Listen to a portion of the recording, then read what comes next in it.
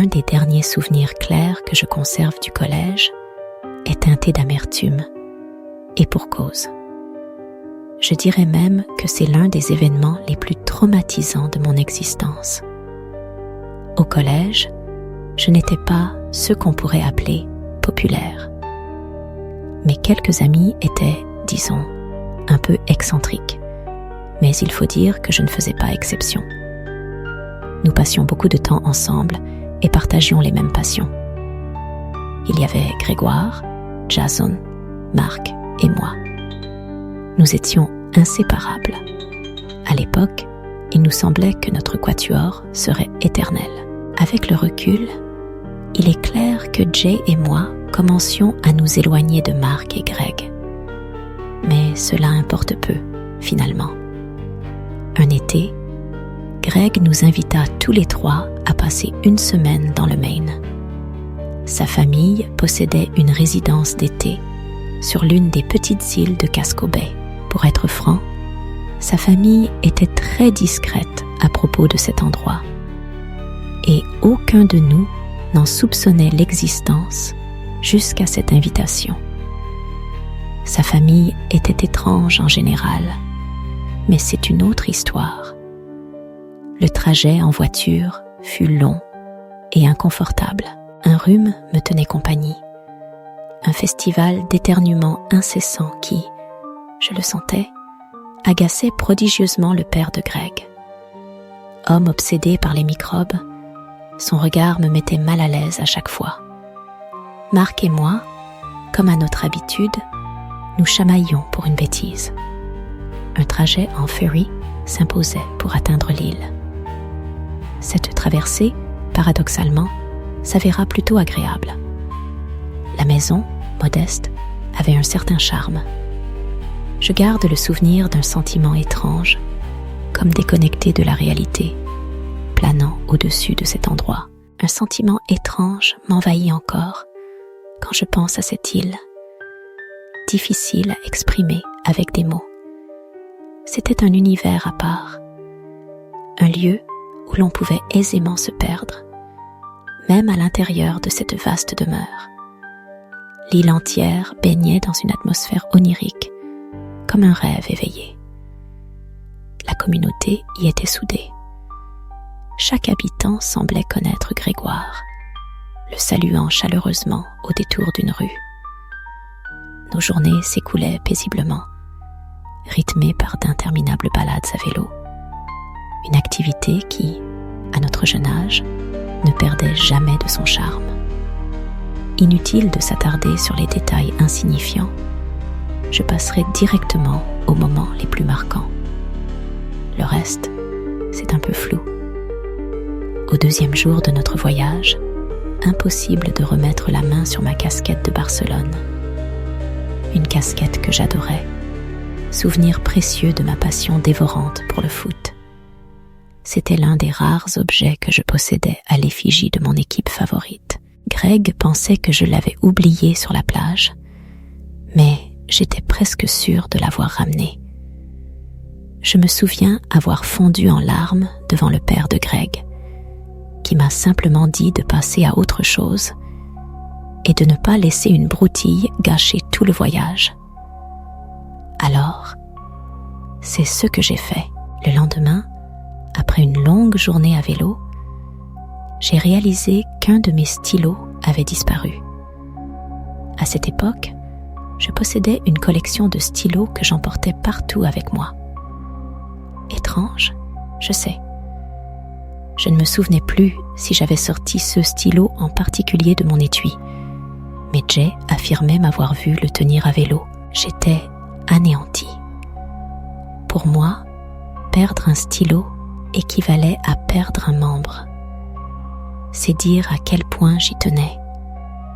Refusant de pleurer une fois de plus devant le père de Greg, je prétextai un malaise et choisis de passer le reste de la soirée au lit, glissé dans un sommeil profond plutôt que d'habitude. Le réveil à 3 heures du matin ne fut pas une surprise. L'agitation commença, une tentative désespérée de replonger dans les bras de Morphée, quand une perception nouvelle s'imposa. Un silence total, suivi d'une tension palpable. Immobile, retenant mon souffle, je tentais de déchiffrer l'origine de cette sensation. Un murmure, imperceptible, flottait dans l'air. Il fallait tendre l'oreille, se concentrer intensément pour en distinguer les vagues sonores. Était-ce un rêve ? Non. L'atmosphère était trop réelle, trop chargée d'une présence indéfinissable. Dans le silence de la nuit, des chuchotements indistincts ont déchiré le voile du sommeil. Concentrée, je me suis efforcée de déchiffrer ces murmures insaisissables. Mais chaque syllabe restait désespérément hors de portée. L'écho semblait provenir du lit de Marc, la couchette supérieure à l'autre bout de la pièce, mais l'incertitude persistait. L'attente s'est prolongée, les chuchotements persistant avec une régularité obsédante. Une peur irrationnelle m'a envahi, me paralysant, incapable de révéler ma présence éveillée. Finalement, épuisée par cette étrange cacophonie, j'ai réussi à me soustraire à ces murmures et à sombrer dans un sommeil agité. Au matin, une amnésie sélective s'est emparée de moi, cherchant à effacer les vestiges de cette nuit énigmatique. L'envie de questionner mes camarades sur l'origine de ces chuchotements m'a effleuré l'esprit, mais la crainte de la réponse a prévalu, me laissant prisonnier de mes interrogations silencieuses. Nous étions absorbés par un jeu idiot dans le jardin, lorsque Marc déclara qu'il devait aller aux toilettes. Son absence se prolongea, mais c'était tout à fait dans son style. Il prenait son temps pour tout. Finalement, jetant un coup d'œil vers la maison, je fus saisie d'une étrange impression et dus regarder à deux fois. À l'une des fenêtres du premier étage, Marc se tenait immobile, le regard perdu dans le vide, fixé sur nous. Je pensais qu'il était aux toilettes, mais c'est alors que la vérité me frappa de plein fouet. La maison de Greg n'avait pas de toilette à l'étage. Je me suis retournée pour vérifier si Greg ou Jay avaient remarqué quelque chose, mais ils étaient absorbés par autre chose. En me retournant vers la maison, Marc avait disparu, comme évaporé. Le père de Greg avait prévu de nous emmener dîner ce soir-là, mais l'idée ne m'enchantait guère. Simulant à nouveau un malaise, je prétextais avoir besoin d'une sieste. Il acquiesça sans broncher, me promettant de me rapporter quelque chose à manger. Allongé sur le lit, je réalisais qu'il me serait impossible de trouver le sommeil. Mes pensées, elles, s'agitaient fébrilement. Une étrange sensation m'envahissait, celle d'être observée. Le regard de Marc, fixe depuis la maison, et ses chuchotements indistincts rendaient l'atmosphère oppressante. Je ne saurais dire ce qui m'a poussée à agir ainsi, mais je me suis levée et j'ai commencé à fouiller discrètement dans le sac de Marc. Quelle ne fut pas ma stupéfaction de découvrir ma casquette de Barcelone enfouie dans son sac de sport. Poussant mes investigations plus loin, j'ai mis à jour un véritable inventaire de mes affaires personnelles, dont j'ignorais même la disparition. Un coupe-ongle, préparé avec soin par ma mère, une brosse à dents de rechange, et, plus troublant encore, une de mes culottes. J'étais complètement désemparée, incapable de comprendre. Au bord des larmes, j'ai aperçu un autre objet dans le sac, son carnet. Parfois, encore aujourd'hui, je regrette d'avoir ramassé ce carnet.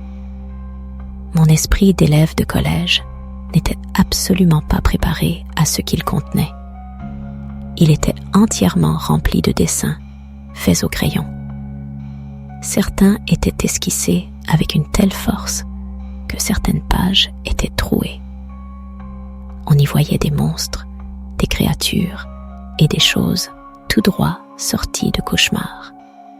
Des actes de violence extrêmement dérangeants y étaient représentés. Des personnes renversées par des voitures, poignardées, mutilées, torturées. Un malaise. Un état pire que la maladie. Quelque chose de démoniaque. Une présence infernale palpable. Des dessins de moi. Une image en particulier, gravée à jamais dans mon esprit. Moi, sur une croix, les jambes sectionnées. Les dernières pages, obsédantes, ne représentaient plus que moi.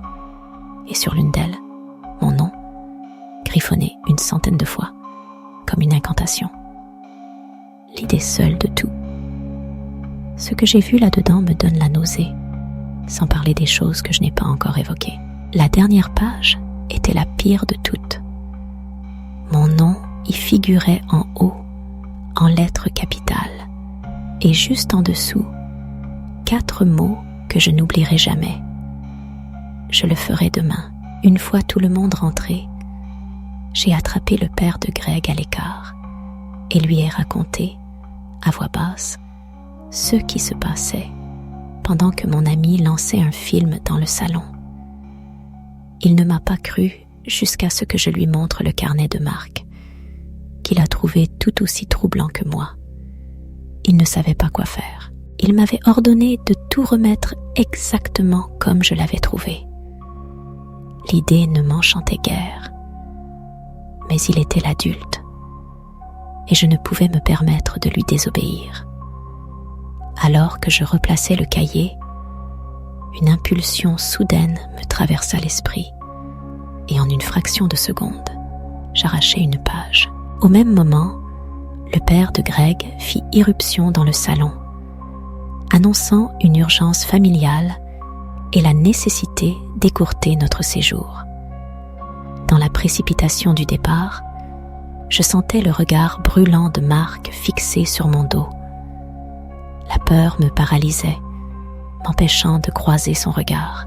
Nous avons quitté l'allée en trombe, pris le premier ferry hors de l'île et avons roulé sans interruption jusqu'à notre destination. Le père de Greg déposa d'abord Marc, puis Jacques. Jacques et Greg habitaient la même rue. Il laissa donc Greg sortir de la voiture avec Jacques. En route vers chez moi, le père de Greg m'avait confié avoir parlé aux parents de Marc et qu'il serait préférable que je ne dise rien à mes parents. Les familles de Greg et de Marc étaient très proches, ce qui, je suppose, justifiait sa demande. Cependant, une fois à la maison, je n'ai pas tenu 10 minutes. J'ai éclaté en sanglots devant mes parents et leur ai tout raconté. Ils étaient furieux et ont appelé la police dans la minute qui a suivi. Mes parents, indignés, ne pouvaient concevoir que le père de Greg tente d'étouffer une affaire d'une telle gravité. Les souvenirs se brouillent ensuite. Je me revois, en larmes, relatant les faits aux policiers. Lorsqu'ils ont exigé des preuves, j'ai pu leur montrer la page que j'avais arrachée du cahier de Marc. Apparemment, cela a suffi. La police a obtenu un mandat de perquisition et a effectivement retrouvé le cahier. Tous mes objets m'ont été restitués, à l'exception de mon stylo, que la police n'a jamais réussi à retrouver. Mes parents n'ont jamais vraiment partagé les détails de ce qui s'est passé. Mais je n'ai plus jamais revu Marc. Sa famille a déménagé et il a disparu de l'école sans laisser de traces. Greg, lui aussi, s'est volatilisé de ma vie. Si je vous raconte cela aujourd'hui, c'est parce que la semaine dernière, une lettre anonyme a atterri dans ma boîte aux lettres. Sur le papier, CS mots glaçants. Je me souviens de tout. Et enroulé dans l'enveloppe, le stylo que Marc m'avait dérobé il y a des années. J'ignore comment il a retrouvé mon adresse et pourquoi il lui a fallu autant de temps pour se manifester. Honnêtement, je songe sérieusement à changer d'appartement. L'histoire que je vais vous conter est encore vive dans ma mémoire car elle s'est déroulée la semaine dernière. Ma famille élargie est, disons, atypique. Inutile de vous noyer dans les détails. Retenez simplement que chacun y voue une passion, voire une obsession, aux armes à feu et à la chasse. Alors que la plupart des familles partent en vacances durant l'été, la mienne préfère les frimas de l'hiver. Et nos escapades sont loin d'être conventionnelles. Si quelqu'un a des conseils à me donner à ce sujet, je suis preneur. Chaque année, avec l'arrivée d'une nouvelle saison, les adultes de la famille se cotisent pour louer une demeure isolée pour une semaine, souvent perdue au cœur des bois. Cette fois-ci, notre destination fut une cabane dans le Vermont. En réalité, le terme « cabane » est bien trop modeste. Il s'agissait plutôt d'un véritable château, suffisamment spacieux pour accueillir notre grande famille au complet. C'est là que les choses deviennent intéressantes. Chez nous, les jeux occupent une place importante et nous avons une passion pour les activités quelque peu inhabituelles. La plupart de nos jeux impliquent, d'une manière ou d'une autre, l'utilisation d'armes à feu. L'avant-dernière nuit se transforme en une scène surréaliste. Tous les adultes, emmitouflés dans des vêtements chauds, s'aventurent dans les bois pour une partie monumentale de laser tag. Croyez-moi, je suis conscient de l'absurdité de la situation. Chaque année, le vainqueur remporte un prix conséquent et la gloire éternelle. Mais ce qui rendait l'événement vraiment spécial, c'était l'équipement de qualité industrielle fabriqué par mon oncle Lucien. Il était, de loin, le plus enthousiaste à l'idée de cette folie nocturne. Les règles étaient d'une simplicité enfantine, chacun pour soi, et le dernier à être touché remportait la victoire. S'il restait plusieurs participants à minuit, le prix serait partagé équitablement. Une fois touché, il fallait rejoindre le brasier crépitant à l'extérieur de la maison. Lorsque l'avant-dernier joueur regagnait le groupe, tous tiraient des coups de feu en l'air pour signaler aux survivants qu'il avait gagné. Je venais de fêter mes 18 ans. C'était donc la première fois que j'étais autorisée à participer. Je mentirais si je disais que je n'étais pas surexcitée à l'idée de jouer. L'idée n'était pas motivée par l'appât du gain, mais plutôt par une soif d'aventure, un désir de pimenter le quotidien. Avant de nous élancer, Lucien, méticuleux, prit le temps de nous expliquer le maniement de l'équipement et les règles du jeu, insistant sur l'importance de ranger nos marqueurs pour garantir l'équité. Il nous demanda ensuite de régler nos téléphones sur un compte à rebours de 10 minutes, signal du départ imminent. Soudain, sans crier gare, il se lança dans une course folle à travers bois, tel un athlète sur une piste d'athlétisme. Mes proches, pris d'une frénésie soudaine, emboîtèrent le pas, se dispersant dans toutes les directions. Observant que la majorité avait opté pour la montée, je décidai instinctivement de descendre, espérant ainsi augmenter mes chances de survie dans ce jeu improvisé.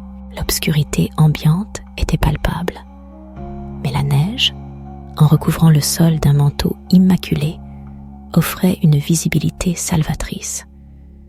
Je ne saurais dire combien nous étions, mais nous formions une belle troupe, au moins une dizaine de cousins, sans compter les parents, dont les miens. Il faut dire que notre famille est plutôt nombreuse. Après m'être enfoncé profondément dans la forêt, j'ai trouvé un petit promontoire d'où je pouvais apercevoir une bonne partie de la colline. J'ai pensé que ce serait un bon endroit pour attendre et reprendre mon souffle. Je suis resté assis là un bon moment, à me demander quelle tactique adopter.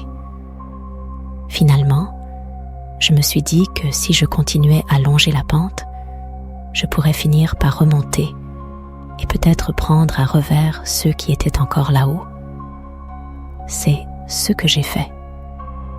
J'ai dû marcher le long de la pente, vers la gauche, pendant un quart d'heure sans interruption, essayant de m'éloigner le plus possible de la maison. Alors que minuit était encore à 2 bonnes heures, le temps ne pressait pas vraiment. Je me suis donc mis en marche, gravissant la pente doucement. Soudain, un craquement ténu, presque imperceptible, parvint à mes oreilles, venant de ma gauche, dans la direction opposée à la maison de mon oncle. Instinctivement, je me suis jetée derrière l'arbre le plus proche, priant pour que celui ou celle qui faisait ce bruit ne puisse pas me viser correctement. Après quelques secondes d'attente, retenant mon souffle, j'ai osé jeter un coup d'œil dans la direction du son. Rien. Le silence était complet. Puis, en plissant les yeux, en scrutant l'obscurité, je l'ai aperçu. Une traînée de pas très légère, à peine visible, perdue au loin. Ils me guidèrent vers un arbre imposant, distant d'une quinzaine de mètres derrière moi. J'étais certain qu'une présence se dissimulait derrière cet arbre. Soudain, une pensée me frappa. Pourquoi ne m'avait-il pas simplement touché ? J'étais à découvert, inconscient de leur approche, et pourtant, ils semblaient vouloir se faufiler discrètement. Instinctivement, je me lançai à courir en remontant la colline, espérant échapper à leur portée avant qu'ils ne puissent tirer. Alors que j'allais bifurquer vers la droite, en direction de la maison, un détail attira mon attention. Plus loin sur la gauche, une autre série d'empreintes attira mon attention. Celle-ci était étrange. Elle partait du fin fond des bois, se dirigeait vers moi, puis effectuait une boucle pour replonger dans la forêt. Si quelqu'un avait essayé de me contourner, il aurait dû s'aventurer plus profondément dans les bois que moi, ce qui me semblait improbable. Avant que je puisse poursuivre mes réflexions, un bruit provenant de la pente que je venais de gravir me fit sursauter. On aurait dit une personne chutant dans la neige. Sans hésiter, je repris ma course, cette fois en direction de la maison. Mon téléphone en main, j'ai jeté un coup d'œil à l'écran. Il était déjà passé 11 heures. Incroyable comme le temps avait filé. Je continuais ma course lorsque je remarquai une série d'empreintes se dirigeant vers la maison. Fraîche, elle semblait récente. J'accélérai le pas, l'espoir de surprendre quelqu'un me donnant des ailes. Dépassant une rangée d'arbres, j'aperçus mon cousin Corba, qui marchait d'un pas régulier, un pistolet laser à la main. Instinctivement, je me suis accroupie et ai dégainé mon propre pistolet. Le marqueur de mon adversaire s'est mis à clignoter, signe de ma victoire. La rage au ventre, il frappa un arbre du poing avant de reprendre sa course vers la maison. Un sourire illumina mon visage. L'adrénaline boostait mes sens. J'avais réussi à éliminer un joueur. L'euphorie me gagna et je décidai d'élaborer un plan pour surprendre celui qui me traquait. Je sprintai pendant 1 minute, puis fis volte-face pour me cacher derrière un arbre, effaçant mes traces. L'exécution était parfaite. Impossible pour quiconque suivrait mes empreintes de deviner ma cachette. Alors que j'attendais, mon marqueur s'est mis à clignoter sans crier gare. J'étais furieux. Le faisceau provenait de l'endroit où je me trouvais à l'instant même. C'était assurément celui qui me traquait. Je me suis redressée, m'attendant à ce que celui qui venait de me viser éteigne son laser. Mais il n'en fit rien. Le faisceau restait pointé sur moi, ce qui, en fait, commençait sérieusement à m'agacer. On aurait dit qu'il me narguait, jouant avec mes nerfs. Je brûlais de savoir qui se cachait derrière cette lumière qui me suivait depuis si longtemps. Alors, sans hésiter, je me suis mis à marcher droit vers le faisceau laser qui me visait. Ils ne cessaient de me harceler avec leurs lasers. Même lorsque la distance entre nous diminuait, tout ce que je pouvais distinguer, c'était leurs mains, fantomatiques dans la nuit. Le reste de leur corps restait dissimulé derrière un arbre, tapi dans l'ombre. Soudain, une rafale de coups de feu a déchiré le silence derrière moi, me faisant sursauter. Instantanément, je me suis figée, paralysée par la peur. L'impossible s'était produit. Je devais avoir gagné. Corbeau devait être ma dernière victime. Mais alors, qui diable avait pu me tuer ? Mes yeux restaient fixés sur le mince faisceau lumineux qui persistait à me viser. Et soudain, la silhouette tenant le pistolet laser émergea de derrière l'arbre. Un inconnu. L'angoisse redoubla lorsqu'il réalisa qu'ils étaient deux, côte à côte, leur silhouette menaçante se détachant sur le paysage hivernal. Un craquement sinistre déchira le silence derrière lui. Se retournant brusquement, il aperçut un homme masqué, un sac poubelle dans une main et un couteau étincelant dans l'autre.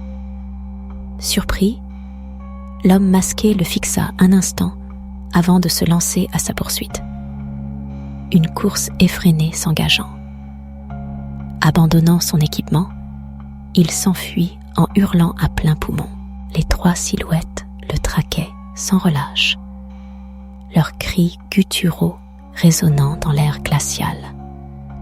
Il zigzaga entre les arbres, courant à perdre haleine dans la neige poudreuse, implorant le ciel de ne pas trébucher, la peur au ventre. Ils se rapprochaient, je ne voulais pas me retourner, mais je sentais leur souffle sur ma nuque. Enfin, au loin, les lumières de la maison. Je hurlais, courant à perdre haleine, mes jambes flageolant, si près de la clairière. C'est alors que je vis Lucien, fusil de chasse à la main, fonçant vers moi. Il visa au-dessus de ma tête et tira 3 coups en l'air.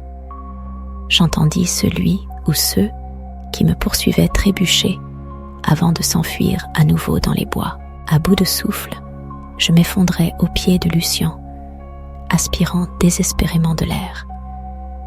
L'épuisement me terrassa littéralement, me laissant sans connaissance, là, dans la neige. Le lendemain matin fut pénible. Ma tante expliqua qu'elle avait trébuché pendant le jeu et s'était rendue compte plus tard qu'elle avait laissé tomber son pistolet laser. Ce qui expliquait comment les autres joueurs dans les bois en avaient un. Corbeau avait touché 6 de mes proches avant que je ne le trouve. Ce qui justifiait sa contrariété lorsque je l'ai finalement atteint. Il s'avéra qu'il était en fait la dernière cible. Lucien et mon père s'étaient précipités dans les bois, leurs pistolets à la main, mais n'avaient rien trouvé. Ils tentèrent de suivre les empreintes, mais les multiples bifurcations et impasses les forcèrent finalement à abandonner. La journée entière se déroula dans un flou total. Les adultes contactèrent les propriétaires de la maison et signalèrent l'incident à la police. Le lendemain matin, je fus réveillée par des cris provenant du rez-de-chaussée. Lucien était hors de lui, hurlant à plein poumon en direction des bois. Je descendis en courant et découvris un unique bonhomme de neige faisant face à la maison. Dans sa main se trouvait le pistolet laser que ma tante avait laissé tomber. Lucien tira plusieurs fois sur la tête du bonhomme de neige avant de lancer d'autres menaces et de rentrer dans la maison, furieux. À peine 1 semaine s'est écoulée, mais je vous tiendrai informé si j'ai des nouvelles. Durant mes années universitaires, les extravagantes escapades printanières au Mexique, prisées par les fraternités étudiantes, étaient hors de portée pour moi. Ainsi, mes 3 premiers congés de printemps se sont déroulés sur le campus, ceux qui ne me déplaisaient pas tant. Cependant, à l'approche de mon dernier congé de printemps, j'ai compris que c'était ma dernière chance de vivre cette expérience que j'avais manquée.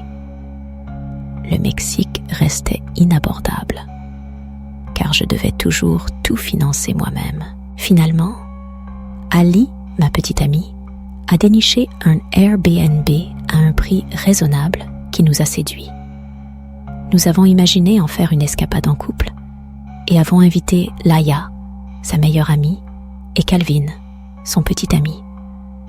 L'excitation était à son comble, car c'était nos premières vacances ensemble. Nous avions déniché un lieu atypique pour ce séjour.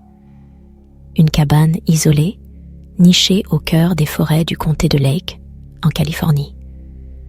Un jacuzzi fumant, une cheminée à foyer ouvert, un tourne-disque d'époque et des transats pour admirer les étoiles. L'endroit semblait tout droit sorti d'un rêve. 2 heures et demie de route nous séparaient de ce havre de paix, promettant un trajet relaxant. Seul bémol, Calvin, avec sa Mini Cooper exiguë, contraignit les filles à s'entasser à l'arrière, sacrifiant un peu de leur confort sur l'autel de l'aventure. Il était, il faut l'avouer, assez complexé par sa voiture et se vexait au moindre commentaire, un détail plutôt amusant en soi. Malgré tous ses défauts, elle était décapotable, ce qui n'était pas négligeable. Nous sommes arrivés vers 8 heures du soir. La nuit était déjà tombée. Je dois reconnaître que l'endroit avait un aspect un peu inquiétant dans l'obscurité. Et quand je dis que c'était en pleine forêt, c'était vraiment le cas. Les arbres masquaient presque toutes les maisons voisines, à l'exception d'une seule. La première nuit fut particulièrement paisible. Au coin du feu, une bouteille de vin à portée de main, nous nous sommes plongés dans l'univers des jeux de société. L'envie d'un bain bouillonnant dans le jacuzzi nous titillait, mais les récriminations de Calvin, boudeur sans raison apparente, ont douché nos espoirs. Nous avons supposé qu'un souci le préoccupait. Heureusement, la soirée suivante fut plus réussie. Nous avons persuadé Calvin de nous rejoindre dans le jacuzzi pour quelques jeux arrosés. Niché à l'arrière de la maison, le jacuzzi était abrité dans une pièce au mur constituée d'écrans. Au son d'une musique entraînante, nous avons joué à « Je n'ai jamais » et les rires ont fusé. Dans la tiédeur vaporeuse du spa, une douce euphorie nous en à l'obscurité. Un cliquetis étrange a commencé à résonner, émanant des profondeurs insondables du bois. Quelques secondes à peine s'écoulèrent lorsqu'un autre son, provenant d'une direction opposée, déchira le silence, suivi d'un sifflement strident. 6 bruits se multiplièrent, des cliquetis et des sifflements venant de toutes parts, trop nombreux pour être localisés avec précision. Pris de panique, je hurlai à Calvin et aux filles de rentrer à l'intérieur et les suivis précipitamment dans la maison. Nous nous retrouvâmes tous les 4, serrés les uns contre les autres dans le salon, désemparés, ne sachant que faire. D'abord, j'espérais qu'il s'agissait d'une mauvaise blague, d'une tentative de nous effrayer, ce qui explique pourquoi nous n'avons pas immédiatement alerté la police. Cependant, quelques minutes plus tard, des coups violents retentirent à la porte d'entrée. Les filles, hystériques, étaient hors d'elles. Je demandai à Calvin d'appeler la police, pendant que, moi, je me précipitais dans la cuisine pour saisir le plus grand couteau que je pus trouver. prêt à défendre les miens si la situation l'exigeait. D'une voix grave, j'ai hurlé que j'étais armée. Un bluff évident. Les coups ont cessé. Calvin a prétendu que la police était en route, mais au milieu de nulle part, il pouvait être à des kilomètres. Quelques minutes de silence tendu ont suivi. La tension était à son comble. Alors que l'espoir renaissait, une des fenêtres du salon a volé en éclats, sous l'impact d'une énorme pierre. La maison résonna de cris stridents. Instinctivement, j'ordonnai à toutes les filles de se réfugier à l'étage et de barricader la porte. Quant à moi, je restais en bas, le cœur battant, me préparant à l'affrontement. Par un heureux hasard, personne ne surgit à travers la fenêtre brisée. Après un moment d'attente insoutenable, je m'approchai prudemment pour examiner les dégâts. Un morceau de papier était collé à la pierre qui avait servi de projectile. Des mots griffonnés à l'encre noire proféraient une menace claire.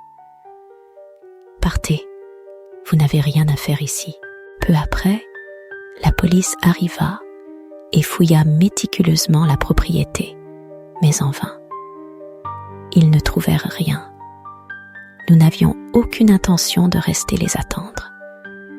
Cette nuit-là, nous étions déjà partis, valises bouclées. Les hôtes Airbnb ont fini par nous rembourser, mais ils ont catégoriquement refusé d'aborder le sujet. Ma copine est persuadée que le propriétaire nous cachait quelque chose. Peut-être a-t-elle raison. Cela pourrait expliquer pourquoi l'endroit était si bon marché, après tout. Quoi qu'il en soit, je crois que je vais éviter les vacances et Airbnb pour un certain temps.